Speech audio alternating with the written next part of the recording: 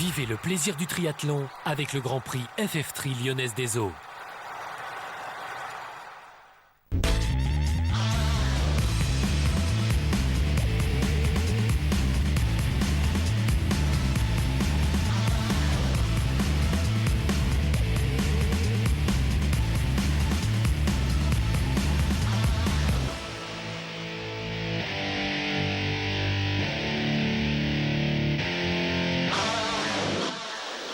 C'est sans aucun doute le fait marquant pour l'instant de cette saison de Grand Prix Lyonnaise des Eaux. Le retour à Paris, le retour dans la capitale du triathlon. La dernière épreuve officielle au pied de la Tour Eiffel s'était disputée en 1996. Depuis, il y avait eu la course de 2007, celle de 2008 et 2009, le long du bois de Boulogne, au pied de Suresnes et de Saint-Cloud. Mais c'est effectif, donc cette année, ce sera ici, entre le pont de l'Alma, entre le pont de Grenelle, entre le pont d'Iéna. La compétition officielle réservée aux participantes et participants du Grand Prix 2010. L'occasion pour la plupart d'entre eux de venir, la veille bien sûr, immortaliser l'instant, en profiter avant la compétition prévue le lendemain matin très tôt, 6 h du matin pour ces dames, 7 h pour ces messieurs. Le sourire de circonstance. Petit point sur le classement général avant cette épreuve parisienne et donc en tête Châteauroux et Poissy avec le même nombre de points. En 3e place Beauvais, 4e Montpellier et en 5e place Parthenay. On a du mal le matin à se mettre en rythme. Delphine Pelletier, récemment auréolée de son titre de championne de France longue distance à Dijon au début du mois de juillet. Barbara Riveros, la chilienne. Ce n'est pas forcément l'habitude que l'on avait jusqu'à présent connue, mais il faut s'y faire, il faut savoir aussi se remettre en cause. C'est vrai que c'est un peu attrayant quoi, d'essayer de partir s'échauffer quand il fait encore nuit. Mais bon, c'est sympa, ça change et puis voilà, ça va bien se passer pareil. Hein. Pragmatique, Charlotte Morel, récemment 3e des championnats de France courte distance. La difficulté pour les équipes, c'est de réunir, si possible, le groupe le plus dense, le plus compétitif. Hambourg et les World Series se disputent le même jour. Oui, je pense que c'est la même chose pour toutes les équipes. C'était difficile de réunir tout le monde aujourd'hui, mais je pense qu'on a quand même une bonne équipe. On a en tout cas 2 très bons éléments et puis je pense que tout est possible parce qu'on a vu à chaque Grand Prix, il y a des équipes sur le papier qui sont fortes et puis après on s'aperçoit que ça ne s'est pas passé comme prévu, donc on verra. Elle a fait le choix, la jeune chilienne Barbara Riveros, de disputer l'étape du Grand Prix à Paris, de ne pas courir à Hambourg, mais de courir à Londres. Marion Laure-Blanchet a le sourire, débarrassée de ses souvenirs pesants. C'est vrai que je suis passée 2 fois très près des Jeux Olympiques. Là, je me suis résolue à ne pas repartir sur une Olympiade. J'ai choisi un petit peu de partir sur d'autres horizons, du long, plutôt du Xterra d'ailleurs. Ça n'a pas été évident parce que c'est une page à tourner et c'est à un moment donné faire une croix sur un rêve, mais il y a d'autres belles choses à vivre aussi. D'autres belles choses à vivre en attendant le parcours sprint au programme de ces demoiselles et de ces messieurs. 750 mètres de natation depuis le pont d'Iéna, un aller-retour dans la Seine bien sûr, 20 km d'un parcours cycliste lui aussi en aller-retour entre à l'extrémité le pont de Grenelle et puis le pont de l'Alma. Et enfin 5 km à pied, rapide, avec une petite bosse, un casse-pattes comme on l'appelle au début de cette dernière épreuve de la matinée. Car il s'agit bien de matinée, il est 6 h du matin donc hier, dimanche dernier. Et c'est parti donc pour ces demoiselles, 64 compétitrices au départ, venues goûter la température fraîche, douce presque, de la Seine, qui n'a pas pour l'occasion attiré une foule de spectateurs et pour cause, il est encore très très tôt. Mais c'est vraiment une première depuis 1996, sans doute une épreuve qui sera maintenant promue ici même au pied de la Tour Eiffel, année après année, et peut-être, qui sait encore, l'intégration au sein des fameuses séries mondiales. C'est l'objectif de la fédération, un objectif affiché, un objectif tout du moins ambitieux. 64 donc au départ, avec, on l'a vu assez rapidement, un bonnet jaune devant, pas de souci, on a l'habitude de la croiser. Bérangère Abraham, la Pissiacaise, emmène pour l'instant dans ses pieds Abby Torrington de Saint-Avertin, et déjà un petit écart est creusé avec le reste de la troupe. Quelques mètres pour l'instant. On fait un demi-tour, on a profité du courant favorable à l'aller. Maintenant, il faut se battre face au courant, contre le courant, pour en terminer avec ces 750 mètres de natation. Pas de combinaison, la température de l'eau est suffisamment douce, le parcours suffisamment rapide pour que l'on ne perde pas de temps à s'engoncer dans ces tenues de néoprène. Ce sera d'autant plus facile après, lors de la transition, pour enchaîner avec le parcours cycliste. Bérengère Abraham, toujours devant, qui sort de l'eau après 10 minutes et 55 secondes de natation, donc, suivi par Abby Torrington, 3 ou 4 secondes dans sa foulée. Petite douchette avant d'attaquer un petit parcours pédestre. C'est nouveau aussi à l'occasion de ce rendez-vous ici au pied de la Tour Eiffel. Il faut traverser totalement le pont d'Iéna de part en part pour atteindre l'aire de transition, 300 mètres d'un footing qui permet de se mettre dans le ton, mais qui ajoute une difficulté donc à ce programme de la matinée. Derrière les deux premières, Kerry Lang, la Pissiacaise, Jodie Swallow, elle aussi, Erin Densham dans un mouchoir de poche. Les concurrentes comptent déjà une vingtaine de secondes de retard sur les deux premières qui sont en train de s'équiper, se préparer donc pour enchaîner avec ce parcours cycliste.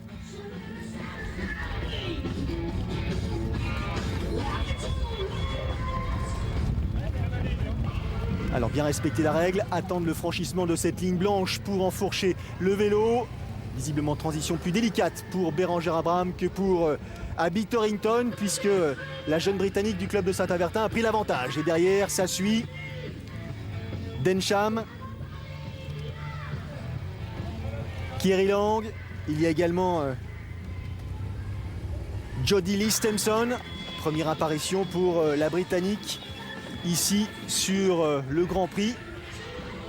Regardez les écarts, hein. Ils sont assez faibles donc. Après les 750 mètres de natation, il reste 20 km à vélo et surtout 5 km à pied. Une course qui s'annonce dense, rapide, peut-être avec quelques surprises, même si le parcours est assez linéaire, plat.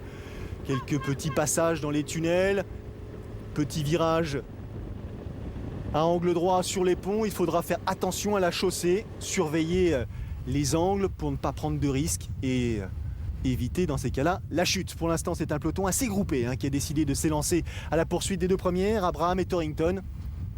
Magali Di Marco, dont c'est la dernière saison professionnelle, est là au sein de ce peloton, capitaine du club de Châteauroux, qui pour l'instant mène la danse ici au classement général après les deux premières étapes, celles de Dunkerque et de Beauvais.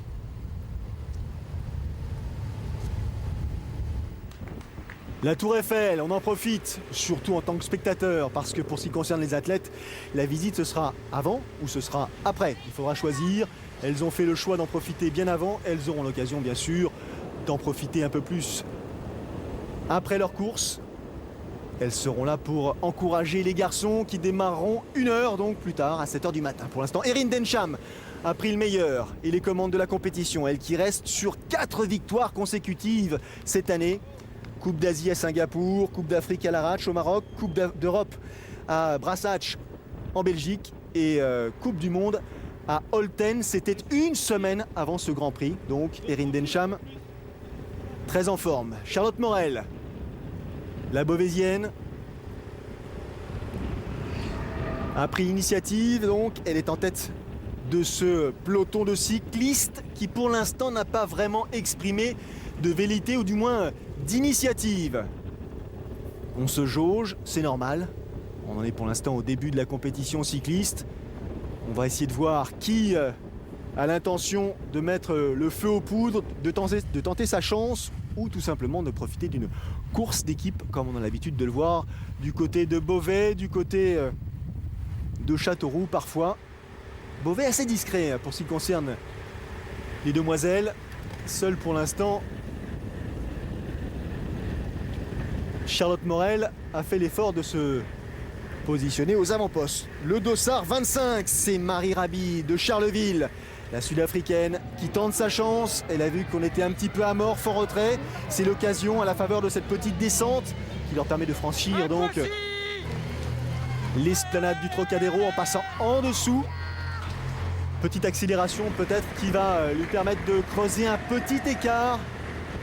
Surtout conserver l'allure, conserver son rythme. Et derrière, on s'est organisé Le peloton est efficace, plus rapide. Et on revient assez vite donc dans la roue de la Sud-Africaine. Tentative avortée, mais peut-être l'occasion de donner peut-être le goût à d'autres compétitrices. Tenter leur chance. Jodie Swallow avec son dossard numéro 10.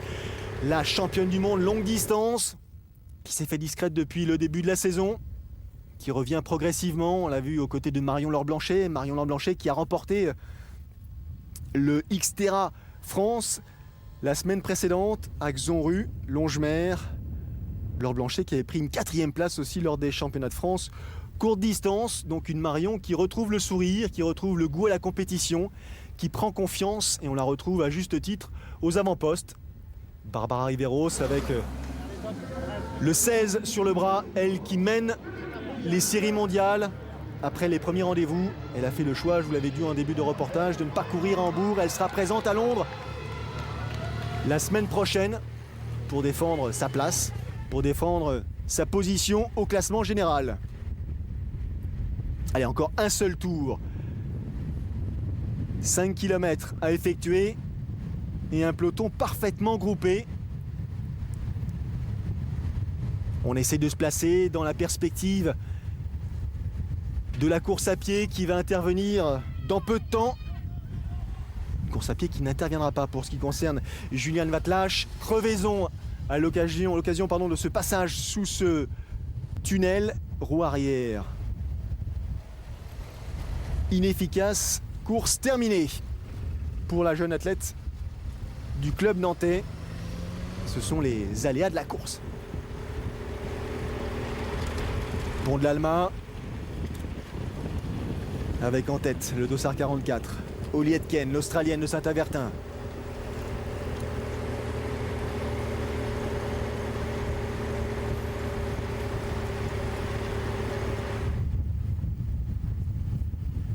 Rien n'y fait. On va courir ensemble, profiter de ce soleil qui tout doucement se lève et vient réchauffer un petit peu les corps de ces demoiselles. Départ à 6 h du matin, il a fallu donc se lever au moins 3 heures avant pour s'alimenter, pour réveiller musculairement et se tenir prête à attaquer ce Grand Prix disputé donc au pied de la Tour Eiffel. Allez, encore 5 km à effectuer pour ce parcours cycliste.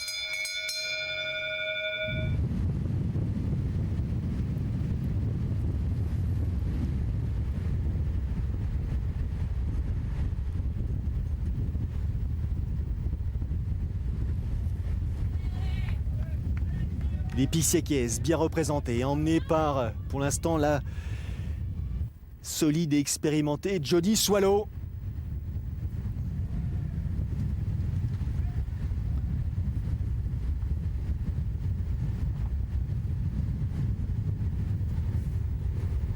Aucune tentative. Pour l'instant, à quelques encablures seulement de l'aire de transition. Deuxième du nom. Ça va se passer lors du parcours pédestre, lors de ces 5 km très rapides de part et d'autre de la Seine. 2 allers-retours.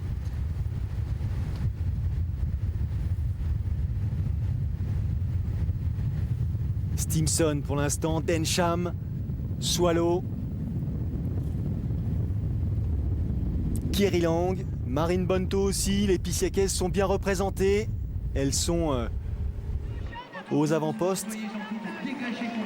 À noter aussi la présence de Riveros, de Lance Stanford, de Marion Laure-Blanchet, de Montpellier. Autant dire que rien n'est fait. Tout ce qu'on peut pour l'instant apercevoir, c'est Léa Duchamp, la bréviste, qui est la première à entrer dans l'aire de transition. Dans sa foulée, Marine Bonto, Barbara Riveros, sous nos yeux. Magali Di Marco, Erin Densham sur la droite, Léa Deschamps qui est la plus rapide à quitter l'aire de transition, attaquer donc les 5 km. Marine Bonto dans sa foulée, Jodie Stimson, Barbara Riveros, Delphine Pi. C'est la difficulté du parcours pédestre, cet aller-retour. Avenue des Nations Unies, ce casse-pattes qui va faire souffrir les athlètes. Regardez les écarts, infimes, quasi inexistants. Tout reste à écrire lors de ces 5 km. Et le voici, ce fameux casse-pattes dont je vous parlais à l'instant. Un faux plat montant terrible. Et c'est pour l'instant Jodie Stimson, la jeune Britannique de 21 ans, qui fait l'effort.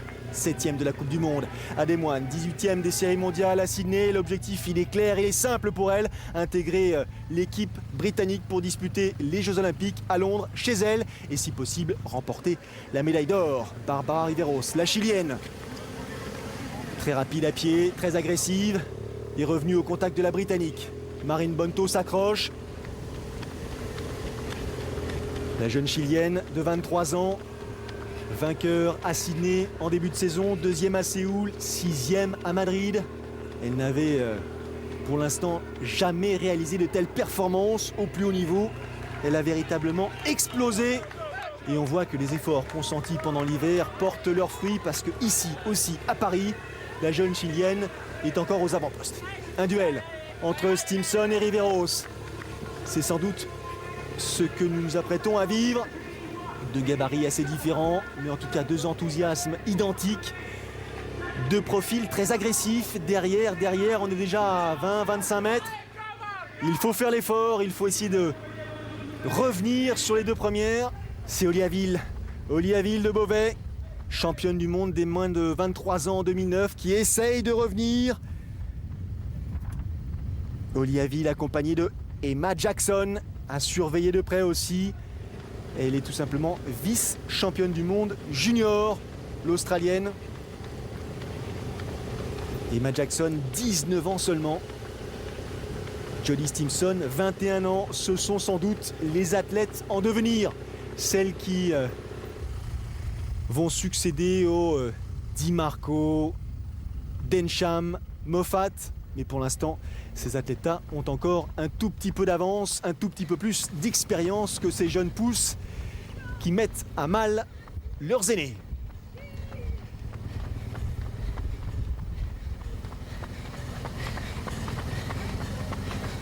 Elle s'accroche, Olia Vil, en compagnie de None Stanford, pour la 4e et 5e place. Devant, on retrouve toujours Stimson et Riveros à la lutte. Stimson qui ouvre la voie, Riveros qui a son habitude presque, reste dans la foulée, essaye de s'infiltrer à la corde dès qu'elle le peut, vraiment au contact, presque à toucher les pieds de sa concurrente. Une attitude assez déstabilisante pour celles qui n'ont pas l'habitude de courir dans ces conditions. La Chilienne avait énervé plus d'une de ses adversaires, on se souvient, c'était la saison dernière à Beauvais, Olia Vil. Et non Stanford, côte à côte. Stanford de Montpellier à Vil pour le club de Beauvais. Et toujours, pour l'instant, Stimson et Riveros. Mais regardez qui arrive derrière en 3e position. La jeune Emma Jackson, la fameuse vice-championne du monde junior de triathlon. Elle qui a pris la 2e place en Australie derrière la française Amy Charéron. Sans doute l'image de la relève australienne. Foulée agressive, elles sont désormais 3 à en terminer. D'ici une centaine de mètres, l'arrivée sera jugée, le podium est sous vos yeux, mais dans quel ordre? Encore un dernier effort, un petit faux plat agressif pour déterminer l'ordre d'arrivée. Stimson, regardez le sprint de la jeune Britannique. Toute la puissance exprimée. Emma Jackson prend le meilleur sur la Chilienne Bárbara Riveros, qui laisse l'Australienne filer donc. Victoire pour Stimson, 2e place pour Jackson, 3e place pour Riveros.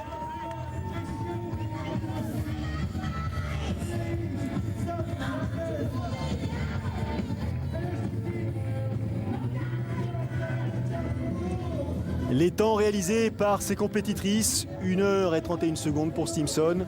Jackson à 1 seconde, Riveros à 4 secondes. Et du coup la victoire pour le club de Montpellier qui place 3 athlètes à la 3e, 5e et 8e place. 2e place pour Poissy, 3e place pour Beauvais. Désormais c'est Poissy qui est en tête du classement général féminin.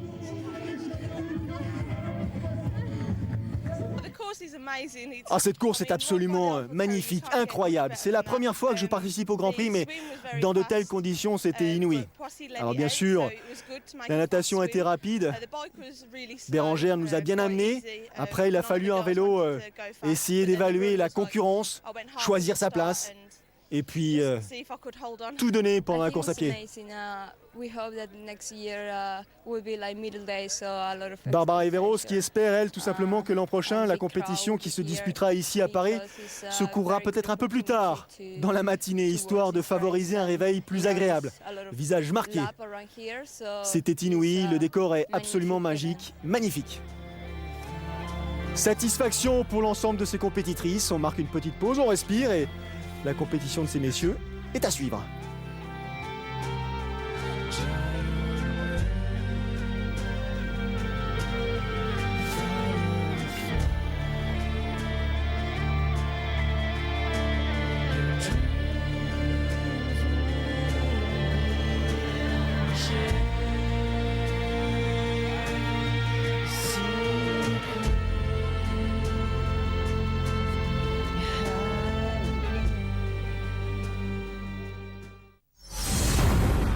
Vivez le plaisir du triathlon avec le Grand Prix FF3 Lyonnaise des Eaux.